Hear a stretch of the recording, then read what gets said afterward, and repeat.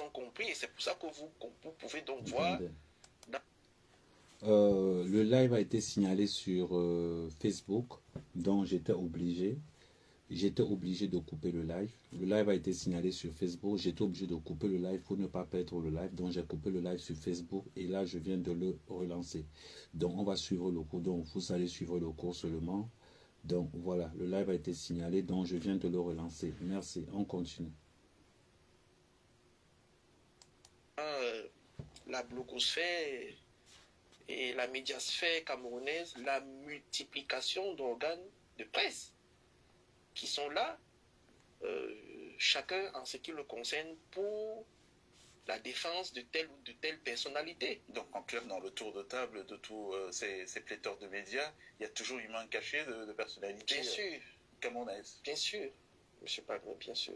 Alors, sauter ce sujet, on va parler d'autre chose. On reste quand même dans la blogosphère, pour reprendre votre expression. On a vu que ça continue à défoyer cette semaine. Ce qui nous éloigne un tout petit peu du sujet de l'émission, qui était les mémoires du capitaine Ifoudou. Mais il faudrait peut-être tenir compte de ceux qui regardent ces mémoires, des réactions qui peuvent survenir à la suite de vos déclarations. On a vu cette semaine que c'était très animé, toujours sur les réseaux sociaux, avec des attaques de plus en plus virulentes. Est-ce qu'il y en a certaines qui ont retenu votre attention et qu'est-ce que vous voulez répondre à ça? Monsieur Palmer, j'ai dit à vos téléspectateurs camerounais que lorsque quelqu'un va se présenter pour dénoncer un ensemble de problèmes sociaux, il y a des gens qui seront toujours là pour venir dénigrer, pour venir discréditer. Et ils en ont la preuve à neuf aujourd'hui. Vous avez vu depuis que j'ai effectué ces sorties, et je voudrais le rappeler en mon âme et conscience, M. Palmer.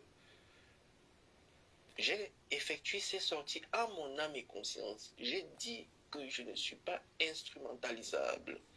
Je ne suis pas manipulable. C'est en mon âme et conscience que j'ai décidé de prendre la parole. Prendre la parole pour rétablir mon honneur et ma dignité. Prendre la parole non seulement pour moi, mais pour tous les Camerounais qui n'ont pas vos chapitres. Et avant de revenir à votre question, cela me permet d'abord d'embrayer sur des considérations que j'entends ci et là, de dire que oui, et ça, parfois de certains parents, de certains aînés, qui sur des plateaux de télévision disent que oui, le capitaine Ifoudou était dans la mangeoire, c'est parce qu'il a été déchu qu'il prend la parole. Non. Qu'est-ce qu'ils appellent mangeoire, M. Palmer? J'ai été dans le cadre de notre corporation, les forces de défense. J'étais contractuel. C'est-à-dire, entre guillemets, fonctionnaire, pour parler de manière triviale, fonctionnaire. Et donc, le fonctionnaire travaille pour l'État et pas pour des individus. J'ai travaillé au compte de l'État du Cameroun. Et même en ce qui concerne le règlement ou alors tout ce qui constitue le statut général des militaires et tout ce qui va avec, nous sommes pour la protection, la défense des institutions de la République, de l'État et de ceux qui les incarnent, notamment le président de la République qui est une institution. C'est de ça dont il est question. Donc il n'est pas question de mangeoire. J'ai travaillé au compte de l'État. Donc vous allez dire que le Cameroun, qui a plus de 300 000 à peu près fonctionnaires, d'agents de l'État, donc tous ces gens sont dans une mangeoire.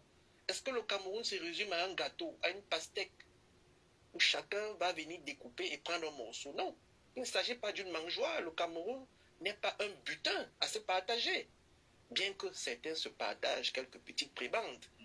Mais en ce qui nous concerne, non, le Cameroun est un bien commun et il n'est pas question de mangeoire. Et ce n'est pas parce que j'ai eu cette situation que je dénonce, non. Monsieur Palmer, ce que je dénonce aujourd'hui, j'ai commencé à le dénoncer en interne. J'étais encore en fonction. Je vous ai cité ici un certain nombre de cas qui ont même été résolus. Certains disent même que si par extraordinaire, donc ça veut dire que si le capitaine est réhabilité, il va arrêter. Non. J'ai commencé à dénoncer étant en fonction. Et je vais, pour vos téléspectateurs, vous faire une révélation. Par exemple, dans le cadre d'un certain nombre de difficultés que certains responsables administratifs et politiques ont rencontrées, notamment les fameuses très hautes instructions, nous avons été les auteurs d'une note à l'attention du chef de l'État lui présentant la situation. Quelle situation? Le fait que cette affaire de très hautes instructions passe mal au sein de l'administration. Et vous avez vu que depuis un certain moment, cette histoire de très hautes instructions a pris un coup de frein. On a vu Madame Maris Mandop faire une sortie cette semaine pour corroborer le propos que vous avez tenu de la femme harcelée. Vous aviez à l'époque tué son nom, vous avez préservé son anonymat, mais elle a fait une sortie pour conforter et vous apporter du soutien la semaine dernière. Tout à fait, M. Palmer. Et donc, vous voyez que ce n'est pas la seule. Il y a d'autres cas que je ne voudrais pas forcément évoquer ici, mais nous avons fait un certain nombre de choses en interne pour pouvoir dénoncer et que certains abus puissent prendre fin. On vous fait ce reproche, hein, souvent je l'ai entendu, la précocité de votre parcours, trouvant que pour votre âge, c'était peut-être un trop grand privilège d'occuper c'est la fonction de chef de renseignement du président de la République. Qu'est-ce que vous avez envie de répondre à ça? L'âge limite au minimum pour entrer dans l'armée, c'est 18 ans. Donc à 18 ans, en entrant dans l'armée, dans le cadre de la formation à l'EMIA, c'est 3 ans. Donc on en sort sensiblement à 21 ans.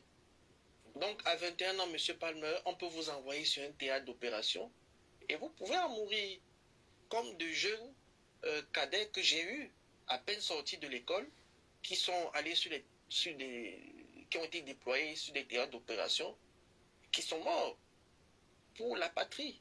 Et donc des gens qui se posent la question de savoir comment est-ce qu'à 29 ans, moi, j'ai pu occuper ce type de fonction, je voudrais qu'ils se rappellent que dans ce pays, au Cameroun, on a eu un chef de l'État, le président Ahmadou Ahidjo, Premier ministre à l'âge de 34 ans. Le président Paul Biya lui-même est arrivé à la présidence de la République en tant que chargé de mission. Il avait 29 ans, exactement le même âge auquel je suis arrivé à cette fonction à la présidence de la République. Il a été ministre, secrétaire général de la présidence de la République. Il en avait 34-35 ans. Donc, que les gens n'oublient pas qu'il y a eu des dévanciers. Nous avons eu des devanciers plus jeunes à des postes encore plus élevés. Alors, on reste sur la question des réactions dans les réseaux sociaux cette semaine. Je vous posais la question précédemment. Est-ce qu'il y a des cas dans ces réactions qui vous ont particulièrement ému, auxquels vous avez envie de répondre? Déjà, je voudrais commencer par une dénonciation faite concernant un certain blogueur, notamment M. Boris Bertol, qui fait feu de tout bois pour dire un certain nombre de choses. Et M. Palmer, ça me permet d'embrayer sur une publication que j'ai vue il y a quelques jours où M. Boris Bertol a fait savoir que le colonel à la retraite Banque Emile m'avait auditionné sur une histoire d'abus et tout ça. Mais je voudrais déjà faire un petit cours à M. Boris Bertol que la sécurité militaire est une division au ministère de la Défense et non une direction. Et que je vais mettre une pause en ce qui concerne Boris Bertol. Depuis la sortie des photos, ça fait déjà 12 heures, Boris Bertol n'a rien publié. Je suis sur la page de Boris Bertol, c'est-à-dire que j'ai ouvert un téléphone sur la page de Boris Bertol. Ça fait 12 heures. Allez sur la page de Boris Berthold, ça fait 12 heures que Boris Berthold n'avait rien publié. Quand ça a commencé à chauffer tout à l'heure, que tout le monde disait à Boris Berthold que Boris Berthold, c'est comment, c'est là où il est quitté directement pour aller plutôt copier. Vous allez voir qu'il n'a rien à dire. Il a plutôt copié quand le live a commencé tout à l'heure. Il a copié juste pour transférer parce qu'il savait que j'allais parler de ça. Parce qu'auparavant, j'avais émis un commentaire, j'avais fait une publication en disant que où est Boris Berthold? Donc, depuis 12 heures, Boris Berthold n'a rien publié. La vérité fait mal. Hein? Sécurité militaire, la division de la sécurité militaire est une structure attachée directement auprès du ministre de la Défense. Donc la sécurité militaire dépend directement du ministre de la Défense. D'un. De deux, à la date évoquée dans le poste de M. Boris Berthold, le colonel Bankui n'était plus chef de la division de la sécurité militaire. Ah d'accord, il évoquait quelle date? Je pense novembre 2024, 19 novembre 2024. Le colonel Bankui était déjà admis à la retraite depuis le 3 avril 2024. D'accord. Donc il a fait une publication sur vous cette semaine, oui, disant que vous avez été entendu par le colonel Bankui, oui, au sujet d'une affaire de viol. Oui. Mais à cette date-là, vous dites que le colonel Bankui n'était plus membre des forces armées camerounaises. Il n'était plus là. Il a été remplacé par le colonel Melingin Kolo Pacifique. Je pense que ce Boris Berthold est perdu. Mais bon, je voudrais encore lui rafraîchir la mémoire, M. Boris Berthold. Ce Boris Berthold... avec le carnet? Oui, bien sûr, M. Palmer, bien sûr. Bien sûr. M. Boris Berthold, vous savez, faites attention. Alors, M. Boris Berthold, pourquoi vous ne dites pas au Cameroun? En ce qui concerne Boris Berthold, je vais te donner un conseil. Boris Berthold.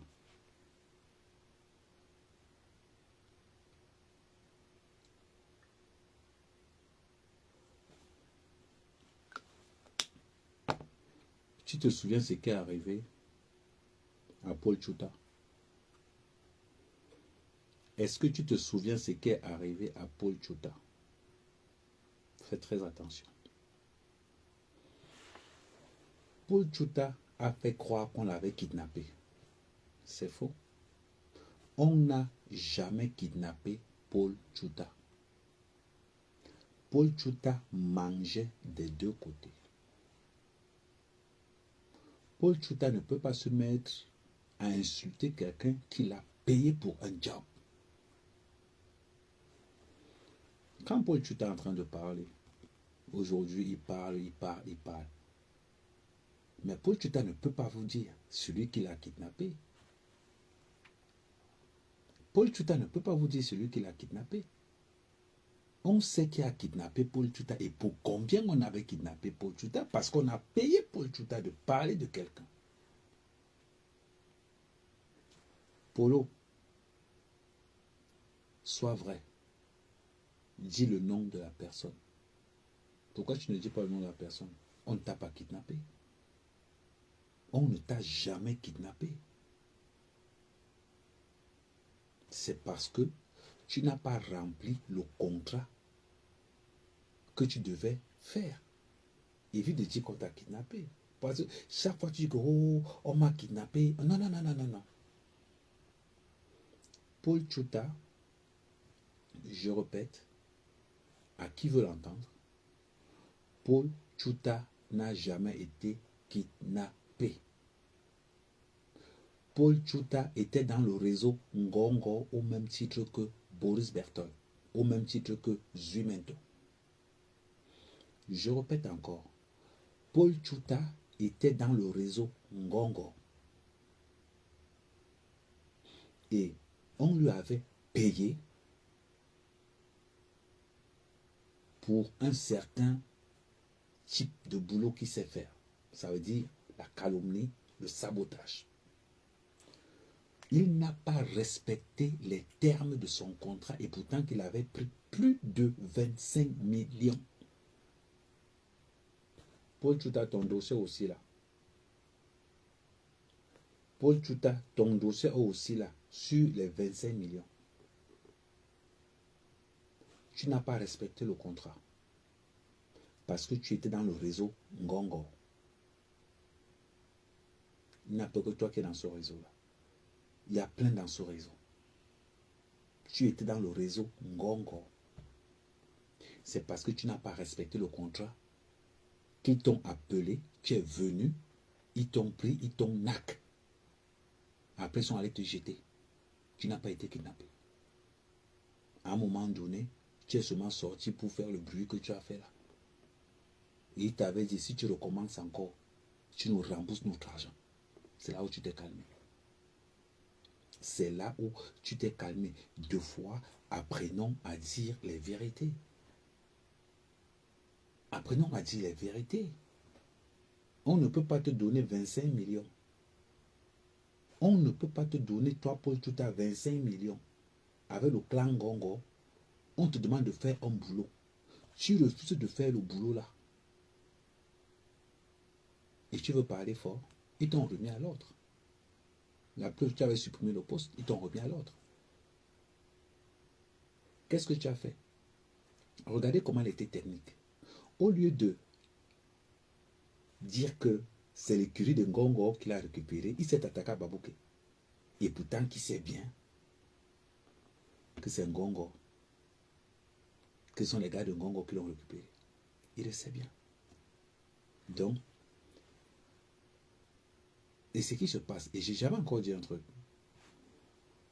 Boris Berthold n'a pas comme pour patron Ngongo seulement. Boris Berthold travaille aussi pour Motazé. Boris Berthold travaille aussi pour Motazé.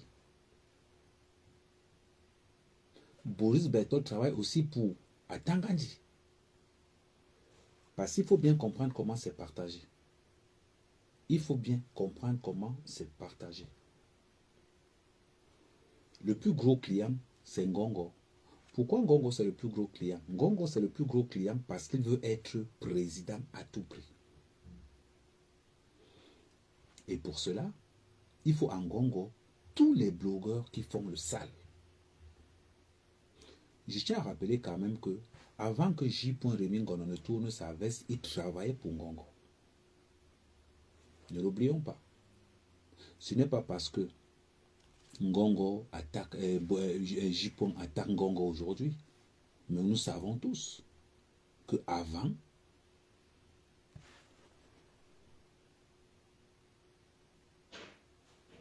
J. travaillait pour Ngongo. On le sait tous. Zuimento travaille pour Ngongo. On le sait tous. Moi, je travaille pour Paul Biya. Moi, je travaille pour Paul Biya. Quand ça vient, je mange. Je vous dis non. Quelqu'un ne va jamais dire. Quand on dit que oh, Amek, on t'a donné, je dis que mais ok, moi, Amek, l'argent que les gens ont volé, on me donne ça, je refuse. Non. Moi, comme on me dit qu'Amek, oui, moi, je travaille pour Paul Biya. Chacun a son client. Maintenant,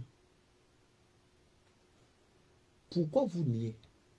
Je dis, je ne vais jamais vous attaquer parce que vous mangez l'argent du vol. Non. Mais, acceptez quand même. Quand on dit que Boris Berthold prend l'argent à Château-Rouge, ce n'est pas à Château-Rouge exactement.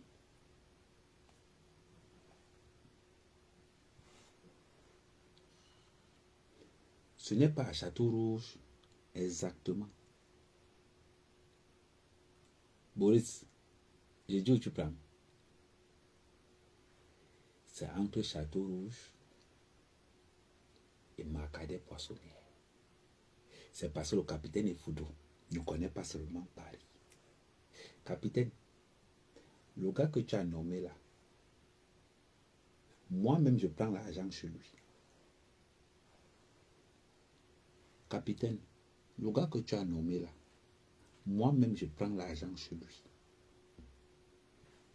Ce n'est pas Barbès. Capitaine, ils t'ont mal orienté. C'est entre Château Rouge et Marcadet Poissonnière.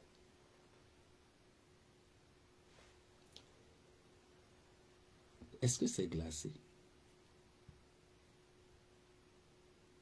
Est-ce que c'est glacé? Moi, quand le père veut me donner l'argent, c'est le même couloir. C'est le même couloir. Donc, ce que je tiens à vous dire, ce que le capitaine Ifoudou a dit est d'une précision hors norme. Est d'une précision hors norme. Là où il prend, c'est là où tous les gars de Ngongo prennent. Oui. Je vous dis, ce n'est pas à Barbès comme il a dit tout à l'heure, parce que le capitaine Ifoudou ne maîtrise pas bien Paris. C'est la même zone. Capitaine, c'est la même zone. Sauf que, bon, pour nous qui maîtrisons Paris, ce n'est pas là exactement. C'est à Marcadet Poissonnière. En gros, c'est une trilogie. En gros, c'est au milieu de Château Rouge, Barbès et Marcadet Poissonnière. C'est là. Si tu demandes au gars de Marcadet Poissonnière, est-ce que vous avez déjà vu un mec à mais si tu dis non, on connaît le gars. Boris Berthold. Je t'ai dit une chose. Boris Berthold, je ne vais jamais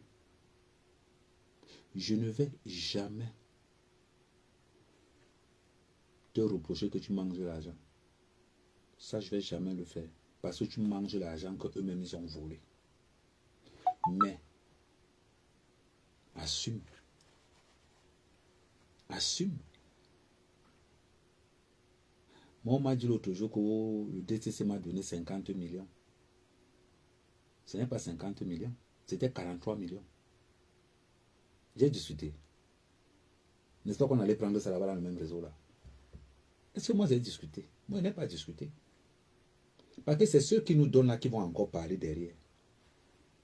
Moi si quelqu'un me donne et que moi il ne parle pas, tu parles, je dis combien tu m'as donné. Parce que pour savoir qui me donne l'argent, c'est que c'est celui qui m'a donné qui parle. Parce que quand j'étais là, le gars vient écrire que on sait que le DCC a donné 50 millions. Ce n'était pas 50 millions, c'était 43 millions. C'était 43 millions. Donc quand vous nous donnez l'argent et que vous venez parler que vous nous avez donné l'argent là, ne pensez que vous envoyez les gens pour nous salir. Moi, je mange l'argent du président et ça ne souffre d'aucune contestation. Ça ne souffre d'aucune contestation. Vous pensez que je suis le genre de gars que je vais manger, on va venir, mais tu vas manger, je vais nier quoi? Que quand ils volent là-bas, ils nous demandent. Donc c'est pour dire à Boris Berthold, à Paul Tchouta et à Zumento, faites le job. Faites votre job. Dire la vérité. C'est la chose la plus importante, c'est de dire la vérité. Moi, je ne vais jamais calomnier quelqu'un. Je ne vais jamais calomnier quelqu'un. Je tire souvent sur le DCC, non? Parce que moi, c'est le Père. C'est le Père lui-même qui me paye. La dernière fois, la semaine passée, j'étais à Genève, non? J'attends qu'ils sortent combien ils m'ont donné. Si on voit que ce n'est pas le bon montant, moi-même, je vais monter ici pour dire que ce n'est pas le montant là que j'ai reçu. Moi-même, je vais monter pour dire que ce n'est pas le montant là que j'ai reçu. L'autre jour, ils sont sortis pour me dire que non, le DC m'a donné 50 millions. Non, ce n'était pas 50 millions, c'était 43. Donc, s'ils ont choisi 7 millions là-bas, c'est entre eux. Je vous dis seulement. Ceux qui sont encore pour dire que moi, je ne nie pas. Moi, à mes camés, je ne vais rien nier. Ce n'est pas parce que le DCC me donne ça qu'il a l'abri de quelque chose. J'entends son nom quelque part dans le cahier du capitaine Ifoudou. Je tire sur lui. Ils me connaissent. J'aime la vérité. Je suis loyal à la vérité. Je ne suis pas loyal à l'argent. Je suis loyal à la vérité. Donc si le nom du DCC sort dans la preuve, pour vous dire encore à quel point La sœur du DCC qui a épousé le bandit Kamdem, son dossier est encore là. Donc la sœur du DCC, d'ici 2 semaines, 1 semaine, je suis en train de préparer un dossier phénoménal sur la sœur du DCC Mbondayolo. J'ai un seul client. Il s'appelle Paul Biya. Il s'appelle Paul Biya. Les gens me disaient à l'époque, oh, Ahmed Kamel, tu insultes le président. Si le président a donné l'ordre qu'on me donne l'argent et que je n'ai pas reçu l'argent là, je me positionne, je lave le président. Comme ça, ils vont leur dire que non, Ahmed n'a pas reçu. Est-ce que moi, ma part ne tourne pas. Tout le monde sait qu'Ahmed là, lui pour lui ne tourne pas. Si j'ai demandé au président que, papa, depuis là, je n'ai rien reçu, et que le président donne l'ordre qu'on me transfère les dos, et que j'entends là-bas que le président a donné l'ordre qu'on me transfère les dos, jusqu'à ce que je colle les gars me disent que le président a donné l'ordre qu'on te débloque les dos. C'est là où je sors, je allume ma caméra, je lave le président même sur 1 mois. Quand ils vont voir les coupures des vidéos, les mêmes gens vont aller dire au président là-bas que, mais Ahmed Kamel se plaint que ça crée un scandale là-bas à la présidence. Oui, tu entends comment il commence à m'appeler au téléphone. Oui, Ahmed Kamel, oui, tu ne peux pas faire les choses comme ça. Il dit que je n'attends rien. Quand je raccroche, je l'ouvre encore là, je lave encore le président. Là, ils vont comprendre. C'est comme ça qu'on fonctionne avec eux. Je ne supplie rien. Je suis un blogueur patriotique. Quand j'estime que je fais mon job et que j'écris ma demande et qu'on valide les dollars et que par derrière on coupe jusqu'à moi je n'ai rien. Mais entre-temps, c'est sorti là-bas que Ahmed Kamel, entre-temps, c'est sorti là-bas que Ahmed Kamel, on devait donner les doigts à Ahmed Kamel. Ce n'est pas arrivé sur Ahmed Kamel.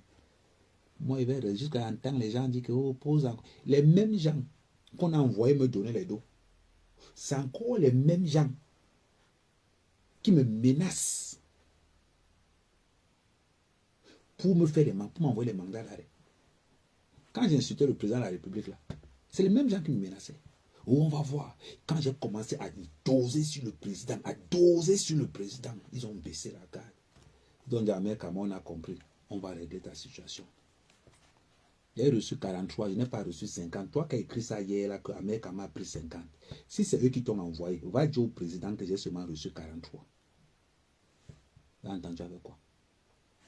On vous a dit que je suis le genre que je mange, je cache.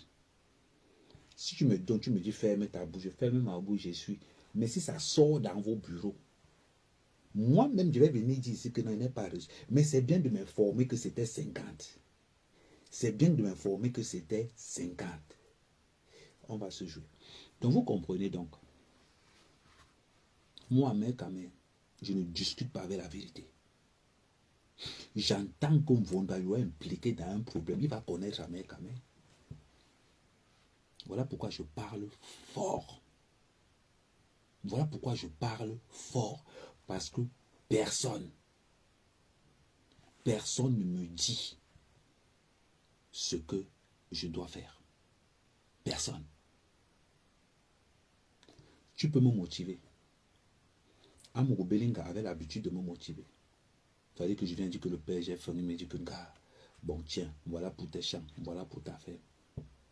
Mais si Amourou Belinga, j'avais les preuves, comme quoi Amourou Belinga est impliqué dans la mort de Martinez Zogo, j'allais tirer sur Amourou Belinga, il n'allait rien comprendre. J'allais massacrer Amourou Belinga, il n'allait rien. On a dit qu'il m'a encore donné un 5 ans, ça va dépasser. Donne-moi ton argent. Si tu sais que tu as raison. Mais si tu sais que tu es dans le mensonge, tu me donnes ton argent, je vais d'abord manger ça et je te traite après. Est-ce qu'on est bien clair? Parce que le drapeau qui est derrière moi là, attends, vous ne voyez pas bien le drapeau.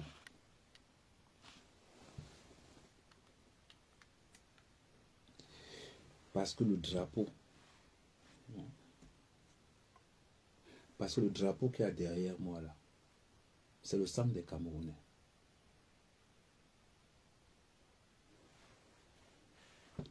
Les blogueurs, je vais vous donner un conseil. Ils vous donnent cet argent, prenez. Ne refusez jamais l'argent là. Parce que c'est l'argent du vol.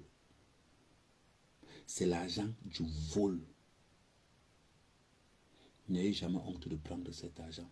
Parce que ce que vous faites, moi au moins je demande, je fais des notes, je demande. Parce que ce que vous faites, vous braquez ceux qui ont braqué. Je vous ai dit une chose. En ce qui concerne Boris Berthold, je ne vais jamais faire un reproche à Boris Berthold parce qu'il mange l'argent des gars là. Ce sont des voleurs. Mais là où je reproche à Boris Berthold, c'est de prendre l'argent de la saleté pour insulter ceux qui sont propres. C'est là où moi je reproche Boris Berthold. C'est de prendre l'argent de la saleté pour insulter ceux qui sont propres. Parce que tel ministre a demandé qu'elle insulte un tel. Parce que tel ministre a demandé qu'elle insulte un tel. C'est là où il y a un problème. On ne prend pas l'argent de la saleté pour insulter ceux qui sont propres. Si tu as pris l'argent de la saleté, mange ça. Mange ça. Parce que s'ils vous payent cet argent-là, c'est pour se cacher, c'est pour qu'on les lave. Si tu as pris l'argent de la saleté, lave celui qui t'a donné ça avec l'eau sale. Lave celui qui t'a donné ça avec l'eau sale. Ne refusez jamais cet argent. Ne refusez jamais cet argent. Actuellement, j'ai fait un projet. Vous avez vu, pour tous ceux qui sont dans les groupes, j'ai fait un projet que j'ai soumis à la présidence. Que j'ai soumis à la présidence. C'est un projet de veille patriotique. C'est un projet de veille patriotique. Un projet qui a hauteur de 1 million d'euros. Si le projet passe, bien sûr, on revoit le projet à la baisse. Il n'y a pas de souci. J'ai soumis un projet de veille patriotique. Le projet consiste à informer chaque patriote de l'importance, de la responsabilité de savoir que chaque Camerounais a l'image du Cameroun entre ses mains. Et c'est de donner des méthodes de défense patriotique hostiles à l'impérialiste. Voilà le projet qui est dit veille technologique. Beaucoup de personnes ont dû voir ça dans les... Comment je vais dire? Beaucoup de personnes ont dû voir ça dans les... C'est sur la page. En gros, le projet est sur la page. Que si tu ouvres la page Facebook, c'est sur la page Facebook la mère de... Pour ceux qui sont sur la page Facebook, là, c'est-à-dire que quand vous tapez sur voir la photo de couverture, voilà, c'est sur la photo de couverture de... Attends, je mets de ce côté comme ça. En tout cas, voilà le projet qui est là. Il est sur la photo de couverture. Vous avez vu, c'est marqué cyberprotection. Voilà. C'est un projet que j'ai estimé à l'État du Cameroun. Donc, si le projet est bon, et le projet consiste en quoi? Je pense que c'est l'un des projets les plus efficaces de lutter contre les détournements de fonds publics. C'est un projet d'une efficacité que vous ne pouvez même pas imaginer. C'est ce que je mets en place. Ça veut dire que quoi? Il sera... Je vais vous prendre un exemple. Tout bête. C'est un projet qui impliquera les 30 millions de Camerounais. C'est un projet qui impliquera les 30 millions de Camerounais.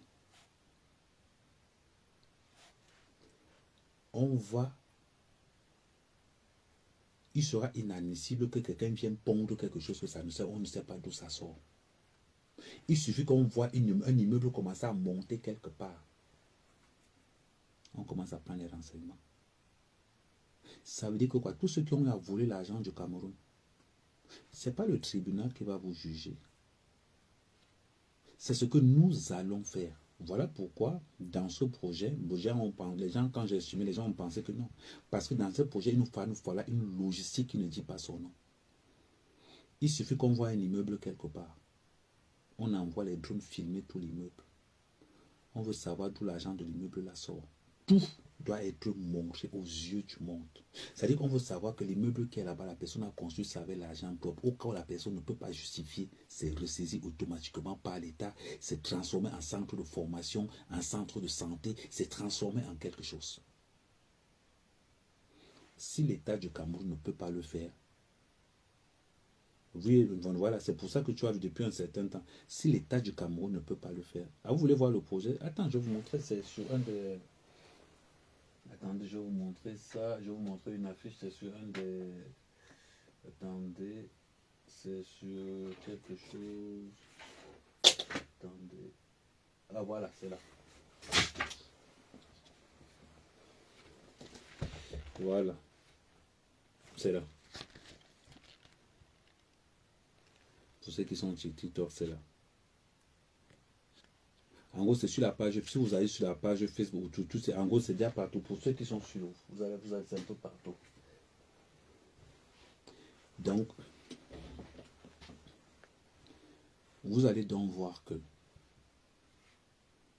avec ce projet d'éveil patriotique, le ministre cessera d'être un homme d'affaires. Le ministre va rester à sa place de fonctionnaire. Le ministre va rester à sa place de fonctionnaire.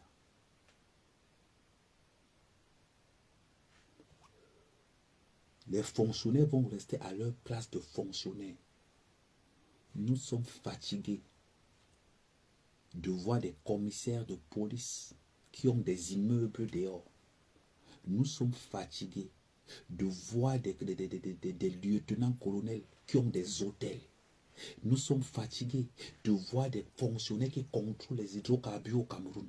Nous sommes fatigués de voir des fonctionnaires du Cameroun être multimilliardaires et des véritables hommes d'affaires être des mendiants. Nous sommes fatigués. Et pour ça, on n'aura pas besoin de l'aval de l'État du Cameroun. Parce que c'est un projet qui va fonctionner indépendamment. Chaque Camerounais sera impliqué dans l'éveil.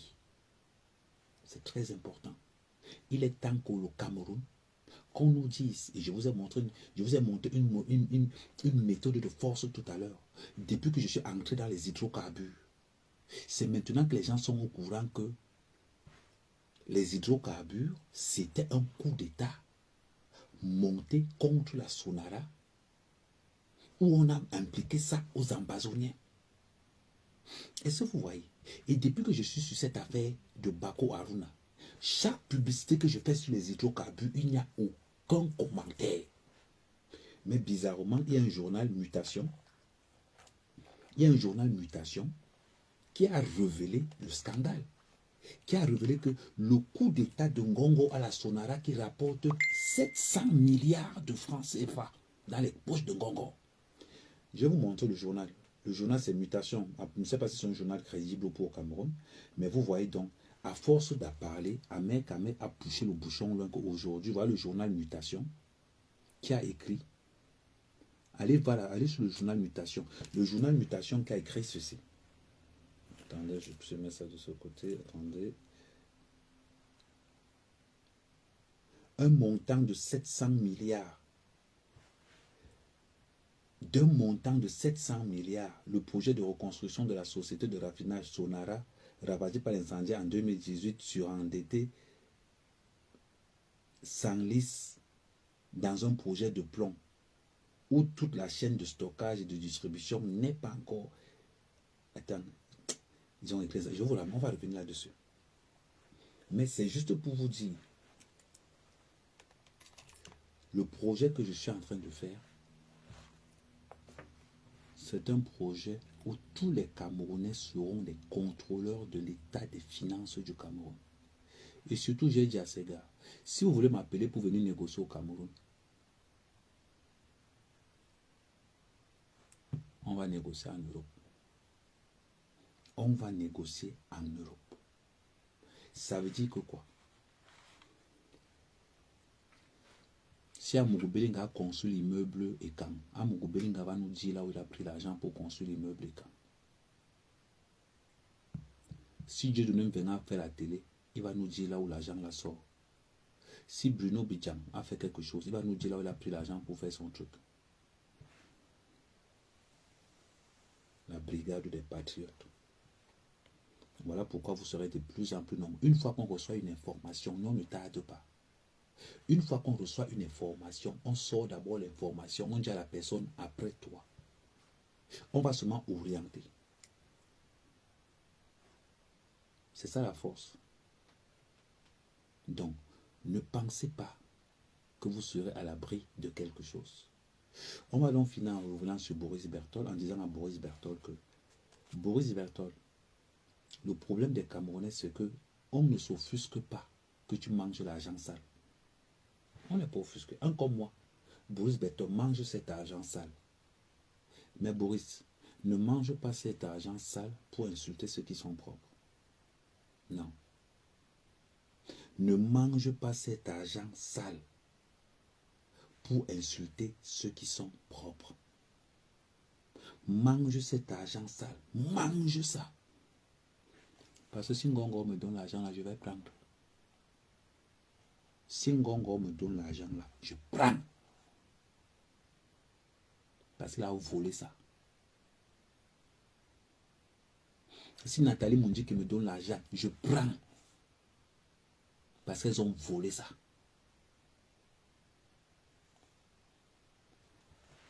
Ne prenez pas l'argent sale pour insulter ceux qui font un bon boulot. Ne prenez pas l'argent sale pour insulter ceux-là qui travaillent encore, qui croient encore au Cameroun. C'est tout ce que je vous demande. Mais mangez leur argent parce qu'ils ont volé ça. On a vu Edgar Alem Bengo qui brûlait l'argent sur lui quand la police venait parce qu'il ne voulait pas qu'on sache. On a vu Edgar Alem Bengo brûler plus de 300 milliards à l'intérieur de sa maison. Je n'ose pas imaginer. Et je vous dis, pour tous ceux qui sont au Cameroun, comment est-ce qu'on fait pour voler l'argent d'un ministre? Vous allez remarquer que tous les ministres aujourd'hui ont des caveaux chez eux. Quand vous voulez braquer un ministre, allez dans le caveau. Ils vous mentent que non, ils sont en train de faire une rémunération pour leur père. C'est dans les caveaux là que leur coffre-fort se trouve. Je répète, c'est dans les caveaux des ministres, dans les caveaux de leurs parents que les coffres-forts se trouvent. Je sais pourquoi je vous dis ça. Donc, il est minuit. L'émission arrive au bout de son terme. Vous voyez, on n'a même pas pu... on va continuer demain. On n'a même pas pu faire 10. On a encore beaucoup à élaborer. Ne vous inquiétez pas. La brigade des patriotes, c'est du lundi au vendredi de 22h à minuit. La brigade des patriotes, je vous dis encore merci pour tous ceux qui sont sur Facebook. C'est vrai que pour Facebook, ça a bugué tout à l'heure, ça a bloqué tout à l'heure. Mais pour tous ceux qui sont sur Facebook, je vous dis encore merci. Merci de votre patriotisme. Et surtout, il y a quelqu'un qui m'a posé la question tout à l'heure. Pour rejoindre les groupes de la brigade des patriotes, il faut payer 50 € d'abonnement par an. Pour rejoindre les groupes de la brigade des patriotes, je peux enregistrer votre numéro WhatsApp dans le truc WhatsApp, mais l'enregistrement ne vous donne de droit à rien, parce que dans l'enregistrement, il peut y avoir des personnes à l'intérieur, des infiltrés, il y a de tout à l'intérieur. Donc, mais par mesure de sécurité, pour être dans la brigade des patriotes, il faudrait, attends, je vais vous montrer.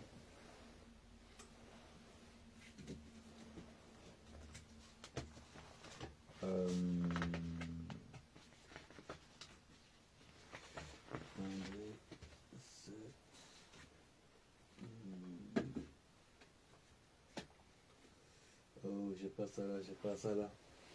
Il vous faut, pour être dans la brigade des patriotes, il vous faut une carte de membre avec un matricule précis. Il vous faut une carte de membre avec un matricule précis. Je vais vous prendre l'exemple pour ceux qui ne savent pas à quoi ressemble cette carte de membre. Je vais vous montrer à quoi ressemble cette carte de membre. Cette carte de membre ressemble à ça. Attendez.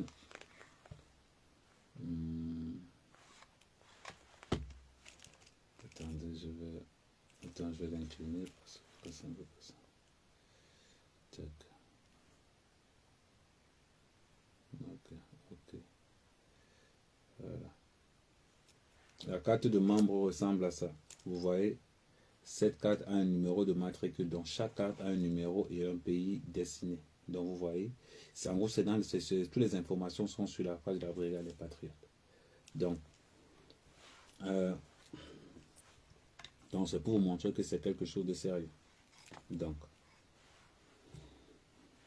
quelqu'un ne va pas venir, par exemple, dire Kamel, je vais entrer dans la Brigade des Patriotes. Chez la Brigade, il y a des cartes de membres, il y a des cartes de membres d'honneur.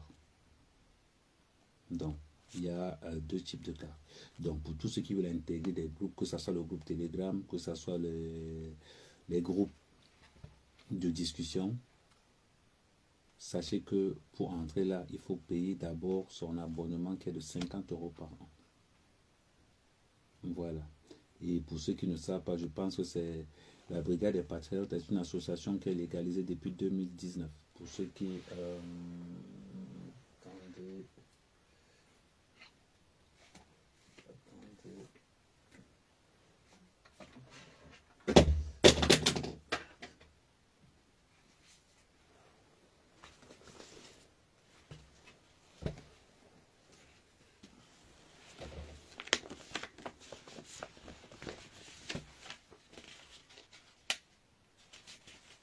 Voilà.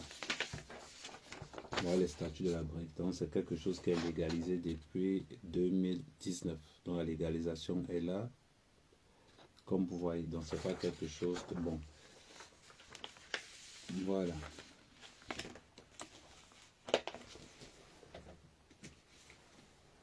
Donc sur ce, passez une très bonne soirée. Passez une très bonne soirée. Pour tous ceux qui sont sur Facebook, je vous remercie beaucoup ma communauté de Facebook. Vous avez été très dynamique aujourd'hui. Donc, merci.